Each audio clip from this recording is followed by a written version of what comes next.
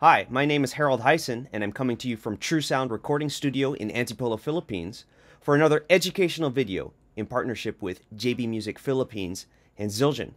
What I'd like to discuss today is the single paradiddle, which is a drum rudiment, and we've already actually dealt with one drum rudiment, the double stroke roll, in a previous video. I encourage you to check that out before viewing this one. The single paradiddle sticking is right, left, right, right, left, right, left, left. Again, right, left, right, right, left, right, left, left. So you can think of it as paradiddle, paradiddle, with the diddles being double strokes.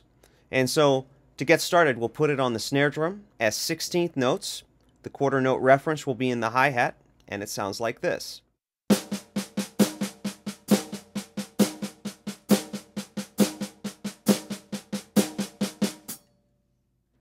Once you've got it at a comfortable tempo, as always, you need to work on slower tempos and faster tempos. To give you an idea of what the faster tempo would sound like, here's a single paradiddle at a little bit faster tempo.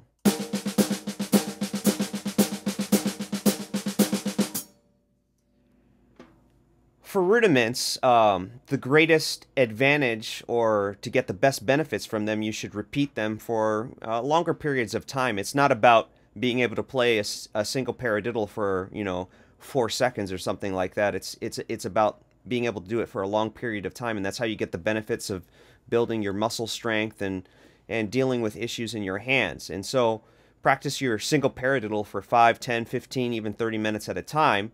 And to keep that more interesting, instead of just playing something in the hands, but to maximize your rehearsal time, try to come up with ostinatos for the feet. And so I'd like to demonstrate 2 possibilities for you quick. The first ostinato will be this.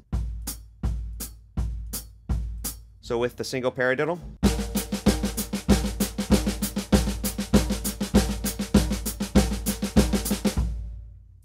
Another possible ostinato would be a samba in the feet. Sounds like this.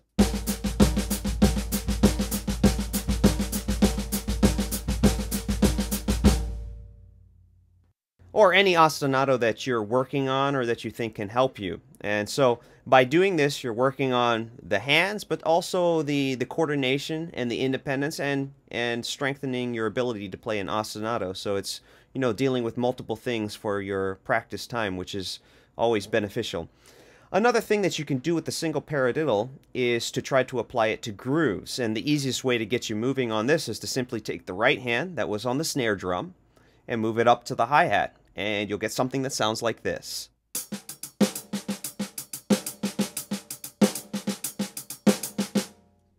If I accent the beat 2, which is in the left, it'll sound like this.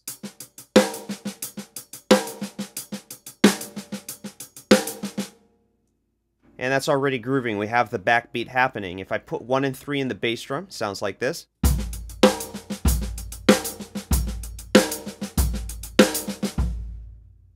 And it's already, a basic groove happening. It's kind of cool with the paradiddle. If you speed it up, you get to interesting sounds as well.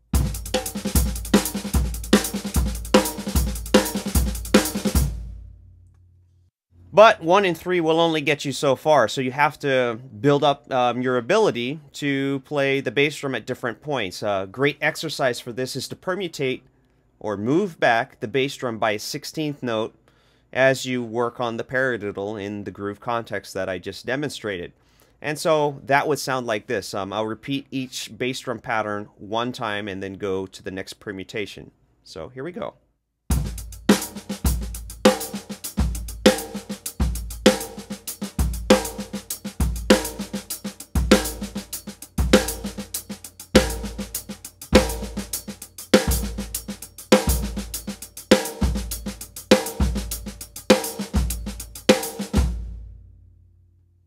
Now, if you find the left hand with the right foot to be difficult, so anytime you have, opposite sides of the body working together, it's usually more challenging than right foot with right hand is much easier than right foot with left hand. So don't worry about that. Just slow it down and work out the difficulties. If you were to just put play the bass drum with all of the right hands, you get something that sounds like this. It's also pretty cool.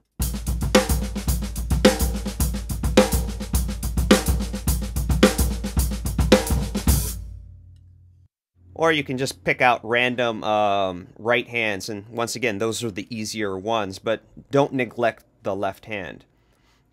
Another thing you can do is apply the single paradiddle to fill-ins, and one fill-in that I'd like to make you aware of, or one idea, is putting it to the linear concepts. In the previous video, Linear, Part 1, we talked about linear grooves using 6-6-4. That was 4 in the hand, 2 in the foot, 4 in the hand, 2 in the foot, and then ending with a 4. So for now, instead of using the alternate or single stroke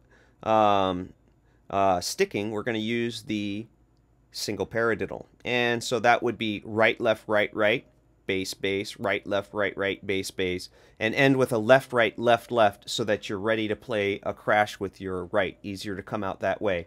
Or you can change how the paradiddles are previous to the last one. And so with a basic groove, and that is the fill-in, this is what you'd get.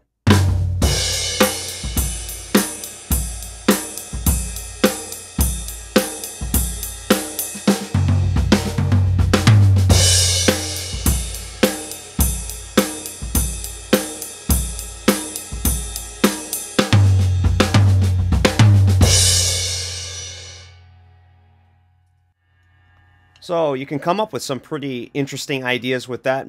Try moving it around to your hands to different parts of the kit, different cymbals, different tom-toms, or whatever you have available.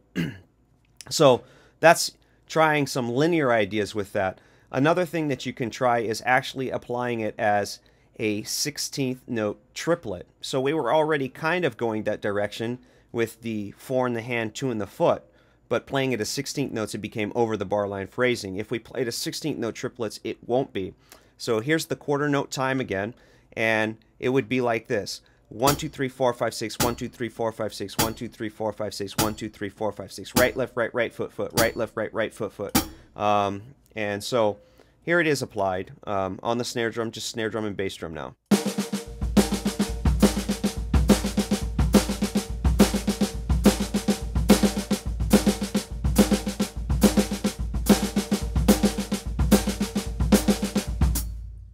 So it's really up to you how you want to play which half of the single paradiddle. So if I try to put that to a groove now, you might come up with some variations similar to this, and the groove will go ahead and give it a little bit of a triplet feel.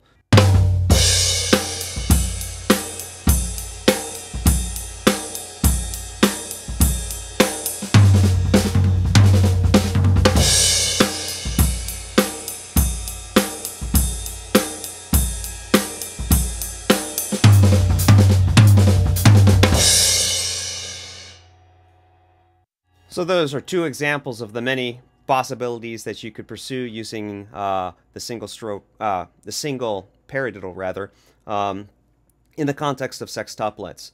So now it brings us to an interesting point that even though this is a 4-note grouping, it can be used in subdivisions outside of what would typically be thought of for something as a 4-note grouping. The typical applications would be 8th note, 16th note, or 32nd note, but we could also apply it as a 16th note triplet.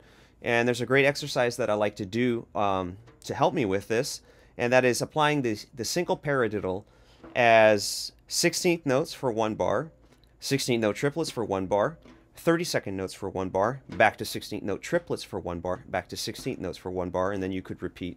I'll just show you one time through that exercise. For your reference, quarter note will be in the hi-hat. Sounds like this.